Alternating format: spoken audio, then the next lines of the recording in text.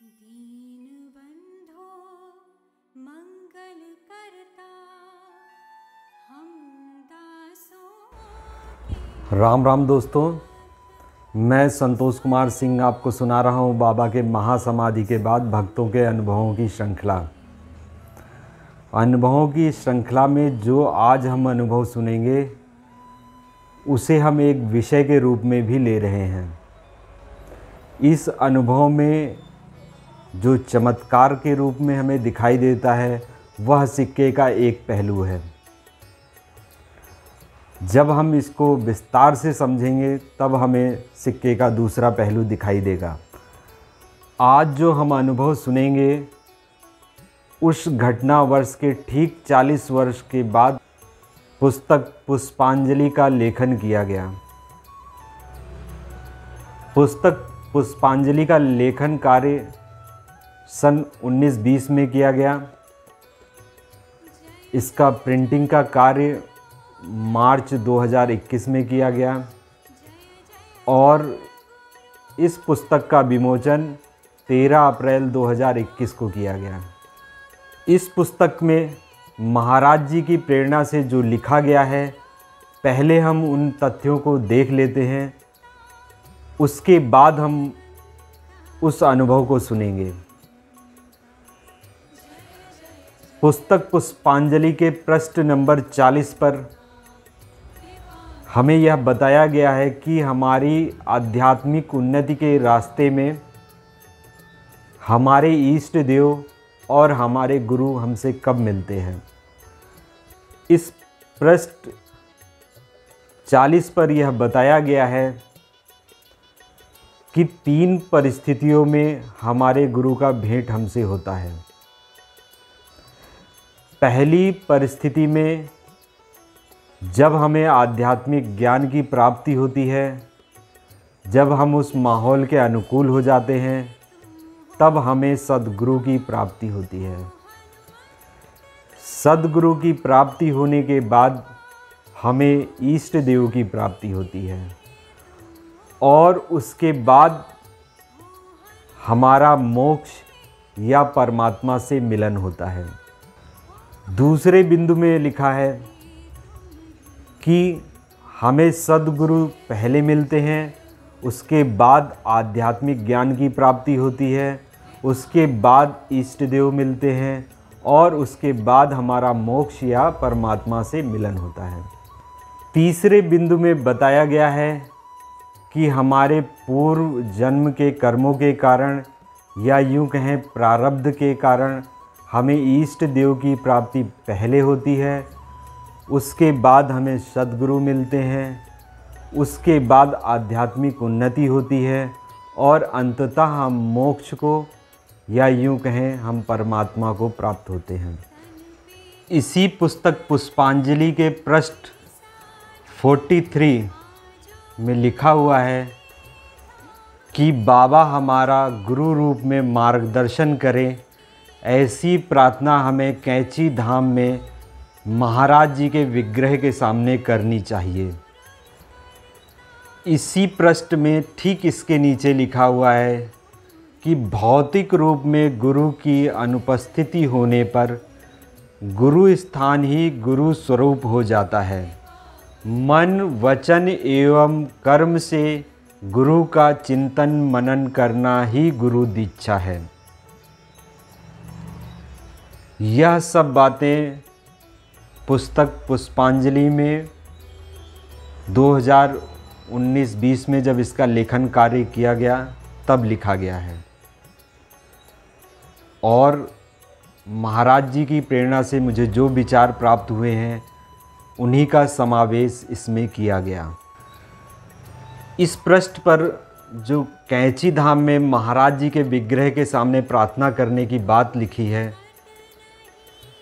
उसको पढ़ने पर हमारे मन में यह प्रश्न आ सकता है और आना भी चाहिए कि महाराज जी के अनेक धामों में महाराज जी के विग्रह की स्थापना की गई है, तो कैंची धाम में ही हमें क्यों जाकर यह प्रार्थना करनी है।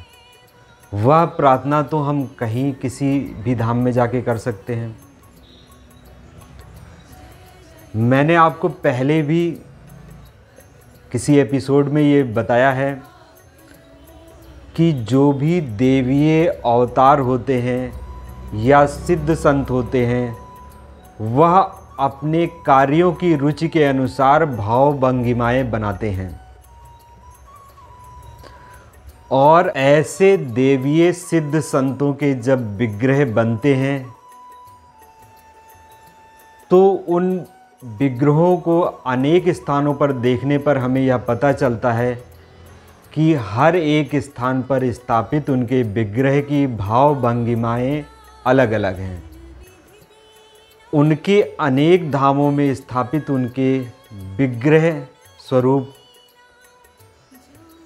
यह बताते हैं कि वह उनकी कार्यों की रुचि के अनुसार वह भाव भंगिमाएं बनी हैं। इस प्रकार यह पुस्तक में लिखा है कि यदि हमें महाराज जी को गुरु स्वरूप में पाना है, वह हमारा गुरु रूप में मार्गदर्शन करें, तो हमें कैंची मंदिर में महाराज जी के विग्रह के सामने प्रार्थना करनी होगी। यह सब बातें 2019-20 में लिखी गई हैं इस पुस्तक में। अब इससे ठीक 40 साल पीछे हम चलते हैं और वह अनुभव सुनते हैं। उस अनुभव के एक एक शब्द को आप बहुत ध्यान से सुनिए और आज 40 साल के बाद जो यह पुस्तक में लिखा गया है वह उस घटना के माध्यम से समझने का प्रयास करिए। दोस्तों, यदि अभी तक आपने चैनल को सब्सक्राइब नहीं किया है तो सब्सक्राइब कर लें, बेल आइकन के बटन को दबा दें, जिससे आने वाले वीडियो की जानकारी आप तक शीघ्रता से पहुंचे। धन्यवाद। आज का जो अनुभव हम सुनेंगे वह उन्नाव निवासी श्री प्रेम शंकर मिश्रा जी के जीवन से संबंधित है। यह घटना उन दिनों की है जब वह LIC कार्यालय कानपुर में प्रशासनिक पद पर कार्यरत थे। उन्हें आरंभ से ही भगवत पूजा में कोई भी रुचि नहीं थी, लेकिन वह सद्कर्मों के लिए प्रेरित थे। उनके लिए किसी ने भविष्यवाणी भी की थी कि उन्हें हनुमान जी की सिद्धि प्राप्त होगी। सन 1976 में उनके जीवन में बदलाव आने लगते हैं। उनके मन में हनुमान जी के प्रति काफ़ी श्रद्धा भाव बढ़ जाता है। 29 मार्च सन 1978 की भोर में वह स्वप्न देखते हैं कि हनुमान जी महाराज उनके घर पधारे हैं। वह उनसे कहते हैं कि बेटा, मैं तुमसे बहुत प्रसन्न हूँ, जो चाहे वह वर मांग लो। इस पर प्रेम शंकर जी कहते हैं कि महाराज जी, पहले आप मुझे यह बताएं कि आप मेरे किस कर्म के द्वारा प्रसन्न हुए हैं, ताकि मैं उन कर्मों को और ज़्यादा से ज़्यादा कर सकूं। हनुमान जी उनको उनके पिछले जन्म से संबंधित कुछ बातें बताते हैं और यह बताते हैं कि इस जीवन में उन्हें योग साधना कहाँ से प्रारंभ करनी है। वह योग साधना के उस मार्ग पर चलने का निर्णय लेते हैं और हनुमान जी की मूर्ति के आगे ही नित्य प्रति योग साधना करते हैं। लगभग 6 महीने की योग साधना के पश्चात उनकी हनुमान जी से निरंतर संवाद शुरू हो जाता है। एक दिन जब वह साधना में होते हैं तो हनुमान जी महाराज से प्रार्थना करते हैं कि उनकी साधना में और क्या सुधार करना चाहिए, इसके लिए वह उनका मार्गदर्शन करें। इस पर हनुमान जी महाराज उनसे कहते हैं कि बाकी सब कुछ अच्छा है, लेकिन तुमने अभी तक गुरु दीक्षा नहीं ली, किसी को अपना गुरु नहीं बनाया। यहाँ पर हनुमान जी ने जो उनसे कहा वह सुनने से पहले मैं पुनः आपको पुस्तक पुष्पांजलि की तरफ ले चलता हूँ। पुस्तक पुष्पांजलि के पेज नंबर 38 पे लिखा हुआ है कि कुछ लोग सीधे ईश्वर को अपना गुरु मानकर कोई भी मंत्र अपना लेते हैं, लेकिन वह आध्यात्मिक उन्नति बिना गुरु के संभव नहीं हो सकती। अब हम अपने अनुभव की तरफ चलते हैं कि हनुमान जी महाराज ने प्रेम शंकर जी से क्या कहा। जब हनुमान जी महाराज ने श्री प्रेम शंकर जी से गुरु के लिए बोला तो श्री प्रेम शंकर जी हनुमान जी से कहते हैं कि गुरु ईश्वर का मार्ग बताता है, वह अपने शिष्य को ईश्वर तक ले जाता है। लेकिन जब मुझे आपकी प्राप्ति हो चुकी है, जब मुझे ईश्वर की प्राप्ति हो चुकी है, तो फिर मुझे गुरु की क्या आवश्यकता। आज के इस भौतिक संसार में अपने सद्गुरु को ढूंढ पाना बहुत मुश्किल कार्य है।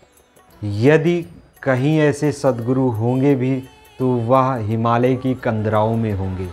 मैं अपनी पारिवारिक जिम्मेदारियों का निर्वहन करते हुए वहाँ नहीं जा सकता, तो मेरे लिए सद्गुरु की प्राप्ति कैसे संभव हो पाएगी।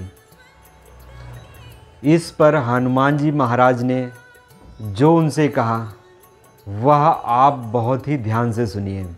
इस पर हनुमान जी महाराज कहते हैं कि पहले गुरु की आवश्यकता समझ लो, उसके बाद हम गुरु स्वरूप के लिए विचार करेंगे। हनुमान जी महाराज कहते हैं कि संसार में कोई भी प्राणी चाहे कितना ज्ञानी क्यों ना हो, लेकिन वह केवल अपने ज्ञान के आधार पर समस्त सांसारिक कार्यों को सफलतापूर्वक निर्वहन नहीं कर सकता। यदि वह उन कार्यों को सफलतापूर्वक निर्वहन कर भी ले तो उस सफलता के अहम से अपने आप को नहीं बचा सकता। अहम यानी कि अहंकार से नहीं बचा सकता। और जैसे ही उसके मन में यह अहम आएगा, अहंकार आएगा, वह अहंकार उसके पतन का कारण बन जाएगा। लेकिन जब प्राणी किसी गुरु की सानिध्य में रहकर उन कार्यों को सफलतापूर्वक निर्वहन कर लेता है तो उसका श्रेय वह अपने गुरु को देता है। ईश्वर कर्म से मुक्त है, वह अपने प्रिय से प्रिय मानव के लिए कोई भी कर्म नहीं कर सकता। लेकिन जब वह प्राणी अपने गुरु की शरण में जाता है और यह गुरु की महिमा होती है कि उसका शिष्य जो कार्य अपनी क्षमता से पूर्ण न कर पाए, उन कार्यों को वह पूर्ण करने में अपनी क्षमता लगा देते हैं। गुरु के होते शिष्य अपनी समस्त उपलब्धियों का श्रेय गुरु कृपा को ही देते हैं। इस कारण वह समस्त प्रकार के अहंकार और विकारों से अपने आप को सुरक्षित बचा लेते हैं और सब प्रकार से उस शिष्य का कल्याण हो जाता है। अब आगे हनुमान जी महाराज श्री प्रेम शंकर जी को सद्गुरु चयन के लिए कोई भी बात ना बताते हुए सीधे आदेश देते हैं कि तुम बाबा नीप करोरी महाराज को अपने सद्गुरु रूप में धारण करो। वह कहते हैं कि बाबा ने 1973 में समाधि ले ली है, वह सर्वत्र विराजमान है, इसलिए उनकी कृपा पाने के लिए कहीं जाने की आवश्यकता नहीं। लेकिन इस जन्म में तुम्हें एक बार उन्हें गुरु रूप में धारण करने के लिए, गुरु मंत्र प्राप्त करने के लिए एक बार गुरु स्थान पर जाना होगा। और अंत में हनुमान जी महाराज कहते हैं कि तुम्हें मेरी प्राप्ति उन्हीं की कृपा से हुई है। तुम्हारे कई जन्मों की योग साधना उन्हीं के मार्गदर्शन में हुई है। इस पर प्रेम शंकर जी हनुमान जी महाराज से पुनः कहते हैं कि बाबा की महासमाधि के बाद उनसे गुरु मंत्र कैसे प्राप्त किया जा सकता है। तब हनुमान जी महाराज उनको औरा साधना के बारे में बताते हैं और कहते हैं तुम यह साधना पूरी करने के पश्चात कैंची धाम जाकर उनके वायुमय शरीर को आवाहन करके पृथ्वी पर बुला सकते हो। हनुमान जी महाराज के ऐसा आदेश देने के बाद श्री प्रेम शंकर मिश्रा जी औरा किरणों की साधना प्रारंभ कर देते हैं। और जब वह औरा किरणों की साधना कर रहे होते हैं तो महाराज जी के स्मरण मात्र से ही उनका शरीर रोमांचित हो जाता है। उन्हें ऐसी अनुभूति होती जैसे जन्म जन्मांतर से खोजी जा रही मणि की प्राप्ति उन्हें हो गई हो। औरा किरणों की साधना करने के पश्चात वह 15 जून को कानपुर से कैंची धाम के लिए रवाना होते हैं। वह लखनऊ पहुंचते हैं और महाराज जी के विग्रह को नमन करते हुए आशीर्वाद लेते हैं। उसके पश्चात लखनऊ से सीधे ट्रेन के द्वारा काठगोदाम पहुंच जाते हैं। काठगोदाम वह अगले दिन यानी कि 16 जून को पहुंचते हैं। और आप सभी जानते होंगे कि 15 जून को कैंची धाम में महाभंडारा होने के कारण कितनी भीड़ होती है। जब वह 16 जून को कैंची धाम पहुंचते हैं तो भंडारा खत्म होने के बाद बहुत से भक्तों के जाने के पश्चात वहाँ अभी भी बहुत भीड़ होती है। उन्हें कैंची धाम में कोई भी कमरा उपलब्ध नहीं हो पाता है। कैंची धाम के अधिकारियों द्वारा उन्हें सुझाव दिया जाता है कि आप स्नान ध्यान करके बाबा के दर्शन करके वापस चले जाएं। इस पर प्रेम शंकर मिश्रा जी स्नान करते हैं और वहीं ध्यान में बैठ जाते हैं। वह ध्यान में बैठकर महाराज जी से प्रार्थना करते हैं कि मैं जिस प्रयोजन के लिए आया हूँ वह प्रयोजन यहाँ रुकने के बाद ही पूर्ण हो सकता है। वह महाराज जी से प्रार्थना करते हुए कहते हैं कि मैंने अपने इष्ट देव की आज्ञा अनुसार आपको गुरु रूप में धारण कर लिया है और गुरु अपने शिष्य के कल्याण हेतु सारी व्यवस्थाएं स्वयं कर देते हैं। इन विषम परिस्थितियों में बिना रात्रि को रुके हुए मैं कल आपसे कैसे गुरु मंत्र प्राप्त कर सकता हूँ। इसी बीच मंदिर में एक सज्जन दौड़ते हुए आते हैं और वह कहते हैं कि महाराज जी ने एक भक्त को स्वप्न में दर्शन दिया है कि मंदिर के बाहर कानपुर से आए हुए प्रेम शंकर मिश्र जी और उनके पूरे परिवार की रुकने की व्यवस्था की जाए। यह सुनने के बाद पूरे मंदिर परिसर में खलबली मच गई। प्रेम शंकर जी को सभी अपने कमरे में रुकने के लिए निमंत्रण देने लगे। इस प्रकार महाराज जी ने उनके कैंची धाम में रात्रि विश्राम के लिए व्यवस्था करवा दी और अगले दिन वह पूर्व योजना अनुसार ब्रह्म मुहूर्त में उठकर महाराज जी के विग्रह के सामने औरा किरणों की साधना प्रारंभ कर देते हैं।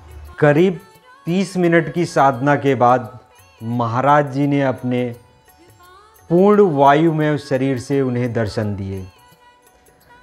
पूरा वातावरण एक अलग खुशबू से सुगंधित हो उठा। इस रूप में आकर महाराज जी का गुरु मंत्र देना उनके जीवन की सबसे अवर्णनीय घटना है। महाराज जी की यह लीला हमें बताती है कि यदि कोई भक्त सच्चे मन से महाराज जी से गुरु रूप में मार्गदर्शन के लिए प्रार्थना करता है तो महाराज जी उसकी यह इच्छा ज़रूर पूरी करते हैं। तो मिलते हैं अगले एपिसोड में। जय महाराज जी, जय श्री राम।